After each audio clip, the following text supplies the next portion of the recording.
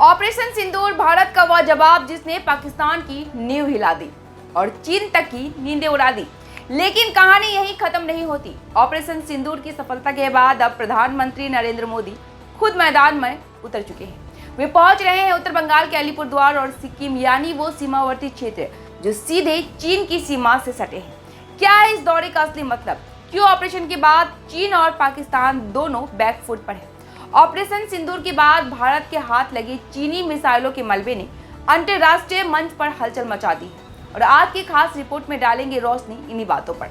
नमस्कार, मैं हूं आपके साथ राबिया और आपने देखना शुरू कर दिया है न्यूज़ नाउ।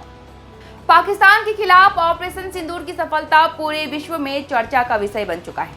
भले ही दोनों देशों के बीच सीज फायर को लेकर समझौता हो गया हो, लेकिन भारत अब अपनी शर्तों पर आगे बढ़ना चाहता है।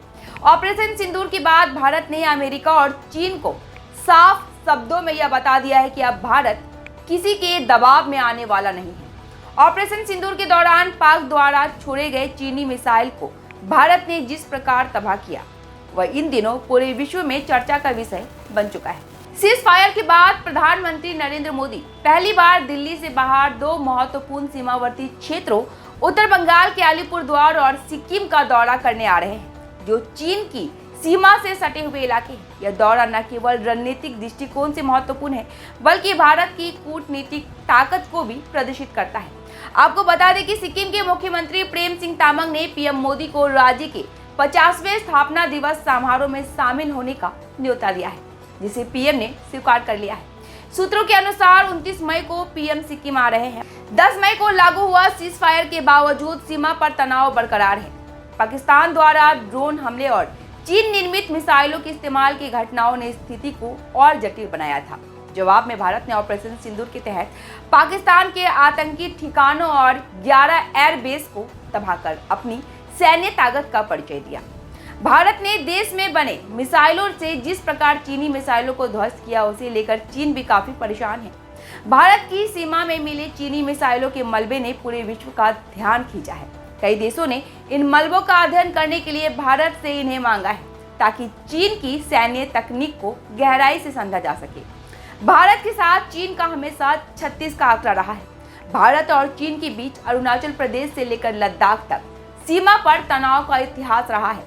पीएम मोदी का अलीपुरद्वार और सिक्किम का दौरा, जो चीन की सीमा से सटे हैं, न केवल भारत के क्षेत्रीय संप्रभुता को मजबूत करने का संदेश देता है, बल्कि विश्व मंच पर भारत की स्थिति को और सशक्त करता है। यह दौरा भारत की कूटनीतिक रणनीति का हिस्सा माना जा रहा है, जिसमें देश अपने सैन्य और पॉलिटिकल ताकत को एक साथ प्रदर्शित कर रहा है। सीज फायर के बाद भारत ने अपने पक्ष को मजबूती से रखने के लिए कई देशों में अपने प्रतिनिधि मंडल भेजे हैं। विदेश मंत्रालय और भारतीय सेना ने ऑपरेशन सिंदूर के दौरान की गई कार्रवाइयों को स्पष्ट करते हुए यह साबित किया है कि भारत अपनी शर्तों पर शांति चाहता है।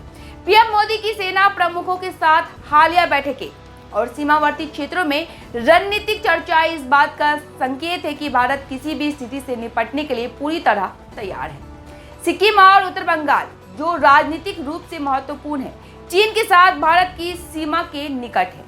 पीएम का यह दौरा न केवल क्षेत्रीय विकास और स्थानीय लोगों के मनोबल को बढ़ाने का प्रयास है, बल्कि यह भी दर्शाता है कि भारत अपनी सीमाओं की सुरक्षा और क्षेत्रीय अखंडता को लेकर कितना सजग है।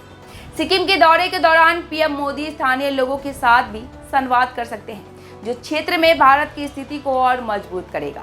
सीज फायर के बाद प्रधानमंत्री नरेंद्र मोदी भारत और चीन के सीमावर्ती इलाकों के दौरे पर ही क्यों आ रहे हैं? इन दिनों यह बातें चर्चा का विषय बनी हुई है। प्रधानमंत्री नरेंद्र मोदी का यह दौरा भारत की कूटनीतिक और सैन्य ताकत का एक मजबूत संदेश है। एक ओर जहां भारत विश्व मंच पर अपनी स्थिति को मजबूत कर रहा है, तो वहीं दूसरी ओर सीमावर्ती क्षेत्र में अपनी उपस्थिति को और सशक्त कर रहा है। यह दौरा न केवल भारत चीन संबंधों के संदर्भ में महत्वपूर्ण है, बल्कि भारत पाक तनाव के बाद क्षेत्रीय स्थिरता और शांति के लिए भी सकारात्मक कदम है। तो आज हमने बताया ऑपरेशन सिंदूर सिर्फ एक जवाब नहीं था, ये था एक ऐलान कि अब भारत चुप नहीं बैठेगा और ना ही किसी के इशारों पर चलेगा। चीन की मिसाइलें हो या पाकिस्तान के नापाक मंसूबे, भारत अब हर चाल का जवाब देगा, अपने तरीके से, अपने जमीन से और अपनी शर्तों पर।